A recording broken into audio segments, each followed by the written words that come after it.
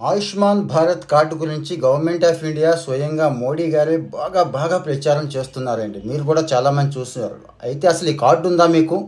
అంటే మనకి ఆరోగ్యశ్రీ కార్డు ఉంది కదా, ఎక్కడికి వెళ్ళినా ఇబ్బంది ఏమీ లేదు, అన్నీ అయిపోతున్నాయి కదా అనుకుంటున్నారా? రీసెంట్గా కొన్ని న్యూస్ చూస్తుంటారు. ఆరోగ్యశ్రీలో ఏదైనా ఒకటి అలా కవర్ అవ్వకపోతే అక్కడ కవర్ అవుతుందని, ఆరోగ్యశ్రీలో కాస్త తక్కువ ఉన్నా అక్కడ ఎక్కువ వస్తుందని, ఈ కార్డుకి కొన్ని హాస్పిటల్స్ ఎక్కువ ప్రిఫరెన్స్ ఇస్తున్నాయని, ఇలాంటివి అయితే చాలా ఉన్నాయి.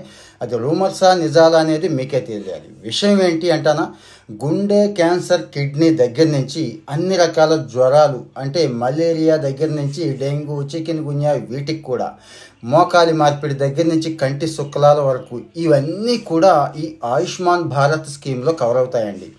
ఇంకా మామూలు అల్లాటప్ప హాస్పిటల్స్ కాదు, ఎయిమ్స్ దగ్గర నుంచి మంచి హాస్పిటల్స్ అన్నీ కూడా ఇందులో రిజిస్టర్ అయి ఉంటాయండి. 5 లక్షల వరకు కూడా ఫ్రీగా, అంటే మంచి కార్పొరేట్ వైద్యం చేసి పంపిస్తారు.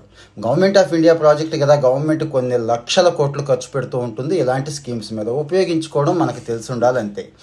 ముందైతే కార్డు తీసుకోండి. కార్డు ఎక్కడ తీసుకోవాలి, ఎలా తీసుకోవాలో మీకు తెలుసా? అధికారిక, అంటే అఫీషియల్ గవర్నమెంట్ సైట్ని నేను మీకు ఇక్కడ ఇస్తున్నాను.